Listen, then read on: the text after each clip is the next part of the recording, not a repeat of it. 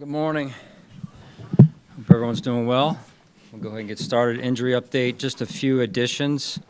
So Terrell Burgess strained his hamstring yesterday, so he's added to the list. Will not play in the game, more than likely will not play in the game. Taron Johnson has a quad. That's more, from what I understand, preventative and he's just sore. So that's what I know at this point on Taron. And then Will Clapp is in concussion protocol. So with that, I'll turn it over to you with your questions. The last two practices, Sean, starters playing a lot of snaps out there. Do you like the work they got in, knowing they're not playing on Saturday? I do. We're working towards taking another step this week, and really the unique part about it is, again, for us who have been around the league when it was 4 preseason games, usually you would take that 4th preseason game, it would be you back your starters off and you're going with your with the other players. In this case, we're doing it in the 3rd preseason week. So I think the important piece for us is that we not only stay sharp, but we're focused on taking another step. And I saw some of that this week, and we've got to continue to do that next week as well. What have you seen out of Ed Fulan as I know he missed time obviously, but just like from the time y'all drafted him through now, just with Eddie, how has he developed? Yeah, again, limited reps because of the injuries. But I think what I'm seeing is a conscientious young man that where football is important to him, and he works extremely hard at his craft, and he had some opportunities this week. Kind of started getting healthy end of last week. Actually, got a few reps there against the Steelers. So this will be another opportunity for him this week. Sean, how do you feel like Von has progressed throughout the summer? Yeah, I really like the way we've managed his reps. Right, so been very intentional and calculated with when he goes and when he goes hard. And I think with that, in addition to Von's hard work that he's put in here, is I've seen a ratcheting up of his return to form. I'm sure he would say, hey, still working through some things and still trying to get back to really where he wants to be. And I think that just comes over time. So been pleased to this point and excited about where it's going. At safety, there's been positive steps for Mike Edwards and Cole Bishop, but just when you look at that position as a whole, it's been so banged up. How are you feeling about the challenges of assessing that group and getting them ready for the season when you're navigating so many different injuries? Yeah, I mean, there's an opportunity there. There's opportunity when people are out for other people to step up, and I thought DeMar did that, and then DeMar had the injury, the hamstring last week against Pittsburgh. So just really trying to do the best we can, evaluating and helping those players, the new ones in particular, like Mike and Cole, through extra walkthroughs as much as we can to capture the mental reps. As we all know, it's not the same, though, as when you're getting real full speed reps where there's pressure on you to communicate, to diagnose and process what's going on. So the sooner we can get those guys in that type of environment, the better. Just to follow up on that, how has that been balancing both, missing time because of injuries and the newness? Just when you look at that group as a whole, replacing, or not necessarily replacing, but trying to move forward from last year, just what has it been like kind of from spring till now, trying to get all the safeties ready? Yeah, I mean, it's been a challenge just because, first of all, if you strip the injuries away, we've got some new players in there, which is exciting. It's an opportunity to continue to evolve as a defense, as a secondary. With that comes time on task with not only in the system but with one another. So learning and understanding T-Rap, whoever that other safety is in there with him, learning and understanding Taron and the corners and the communication and the symmetry that develops over the course of many reps together. So, we probably won't have that to start the year, but we'll find our way. Sean, you opened camp talking about how Josh has ratcheted up his leadership ability. How have you seen that, him adapt and to the new challenges that come with this year that he's not faced before with all the turnover? And how have you seen that continue to grow over the past 2 months and over the course of this offseason? Well, I believe that Josh looked looked at it as an opportunity and somewhat of a new chapter, right? And with that, him taking even more ownership of his role on the football team overall, but also onboarding these new players, helping onboard these new players into how we do things, and then schematically what we're doing.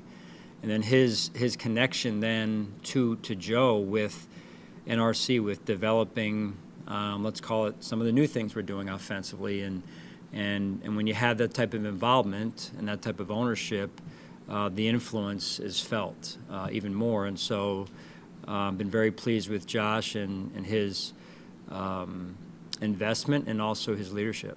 So you see that that was a conscious decision on Josh, seeing the reality of what he was facing when you say that, it was, he took it upon himself. Well, I mean, yes. I mean, he's wired that way, and it's what's required as well of the franchise quarterback, right? So couldn't be more pleased with how he took that responsibility, that opportunity, that challenge, however you want to say it, John, head on, and he's performed extremely well in all facets of that challenge, and I can't wait to see what the season brings for him. Sean, along those lines, Josh's position comes with an obvious leadership role, but you lost 6 of 18 captains. A lot has been made of that.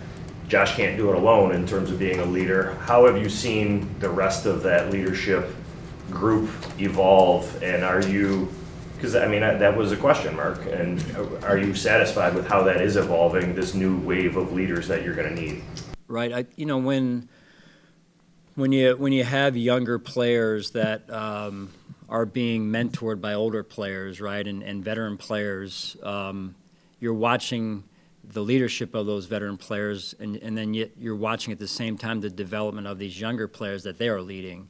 And so a great example of that is Taron Johnson, who has, I believe, risen to the challenge similar to Josh, maybe in a slightly different way, obviously on a different side of the ball.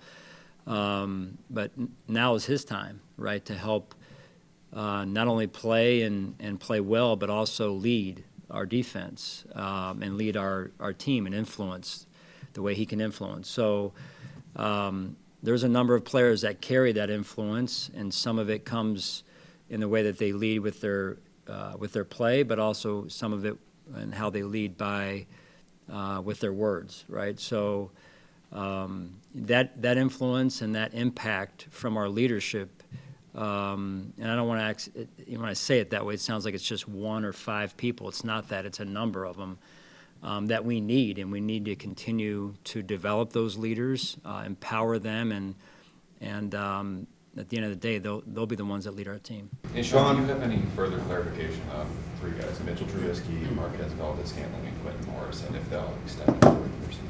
What did you say? If they'll extend into the regular season? Yeah, we've been discussing that. I think all of them are going to be close, and for me to say which one's going to get back sooner would be hard at this point. So Nate, myself, have been discussing that and trying the best that he can in this case to project. It is a projection as to whether or not they're going to be ready, and what that week looks like for them if they are in fact ready. How much harder does that make? I know this is a question probably for Brandon as well, but like the next few days, how much harder does that make that to have those question marks that you're kind of Yeah, I mean, and the reality of it is no one has no one's God, no one has a crystal ball as to, hey, I can say definitively, especially for some of these injuries, this is when this person is going to be back. So it does make it a little bit cloudier, if you will. And then if they are deemed ready or given the green light, what can they perform if on the field? So, and then how does that affect game planning, right? So it's as much as troubling as it is, it's also a challenge and brings an opportunity for all of us to come together and really work together to communicate and make sure we're on the same page to figure this out. Tyler Bass has all your points throughout the preseason. been a little up and down throughout practice. What's been your evaluation of his training camp, preseason, and what's your confidence level with him with the regular season around the corner? Right, confidence very high in T-Bass. You know, I understand what you're saying and where you're going with it. At the end of the day, you know, what I see right now is he's striking the ball really well. So, you know, some of the kicks that he's been working on, you know, he wants back, I'm sure. But overall, I'm hoping he gets some good kicks this weekend and he continues with getting back to form. Focusing more on Matt Milano as opposed to the three other guys who we were just talking about.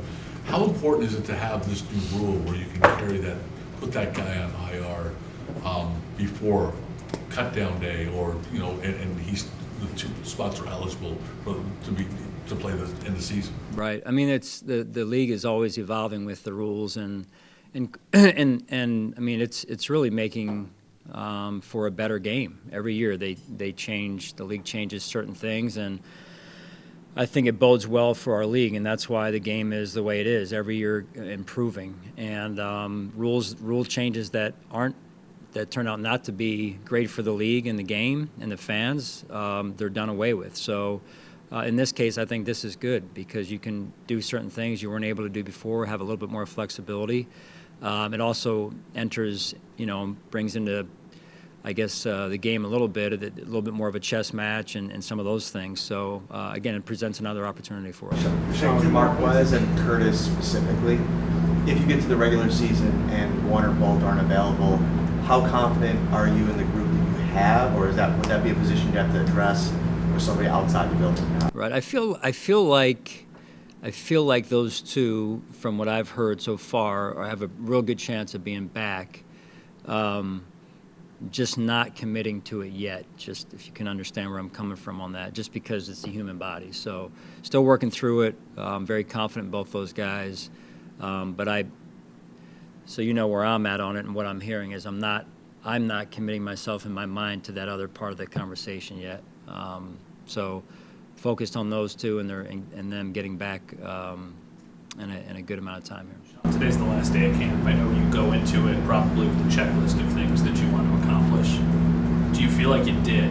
Were there any pleasant surprises along the way? Not necessarily a particular person, but hey, this is further along than I thought it would be with a specific area or maybe side of the ball. You know, again, I would say overall as a team that been very impressed with how hard these guys work. Not that I didn't expect them to work hard. It is part of our culture. They work hard and they're focused as a team. And I mean, we come back, as I mentioned, not to look too far into the past, but we come back off of the Bears game, which was really not even close to up to our standard. And then 3 days later, I'm asking these guys to go board a plane to spend four days or 3 nights or whatever it was in Pittsburgh. Didn't hear one person complain. Why are we doing this? Young, you know, old to young guys. It was veteran to young guys. It was, this is what we're doing. And so, and again, I think that starts with Josh's leadership.